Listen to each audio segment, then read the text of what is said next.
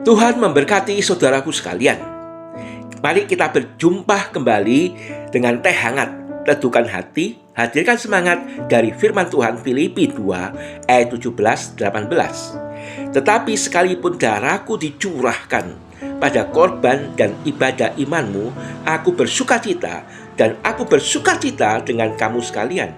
Dan kamu juga harus bersukacita demikian, dan bersukacitalah dengan aku.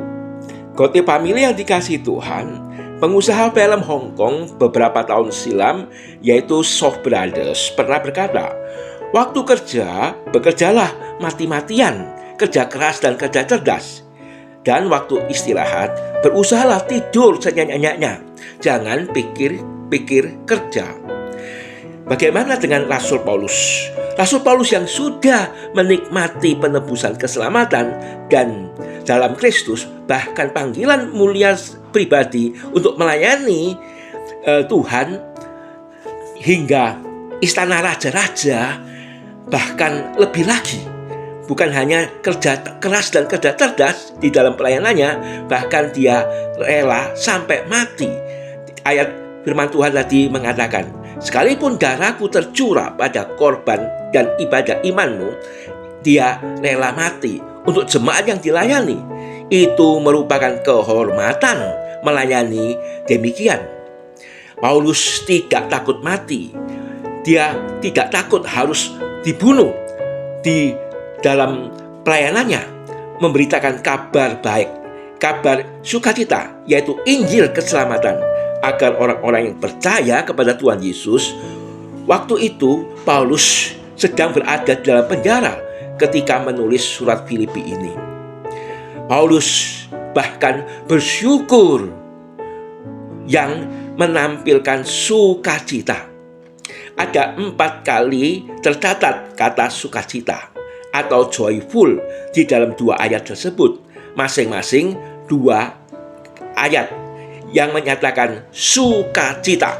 Betul-betul luar biasa di dalam semangat pekerjaan pelayanan Rasul Paulus, yaitu sukacita Paulus itu nyetrum, menular, ya berdampak kepada jemaat di Filipi, turut bersukacita dengan dirinya. Paulus mengajak jemaat di Filipi untuk bersukacita bersama-sama, sekalipun Paulus berada di penjara karena Injil Kristus. Injil itu memang mengubah kehidupan orang-orang yang percaya Yesus, yang membawa dampak sukacita dari dalam, sukacita batinnya, bukan seperti kegembiraan atau kesenangan dari dunia ini yang bergantung dari kondisi sekitar di luar dirinya. Tetapi sukacita Kristus ini tertanam di dalam diri setiap orang percaya yang tidak terpengaruh oleh kondisi apapun di luar dirinya. Sukacita batinia atau inner joy yang memancar keluar, mempengaruhi sekeliling kita. Bagaimanakah dengan pelayanan saudaraku sekalian? Apakah saudaraku sekalian di dalam melayani, di dalam bekerja, juga bekerja dengan keras dan cerdas, bahkan all out sampai rela mati seperti Paulus? Bagaimana dengan sukacita batinia yang ada di dalam diri saudara?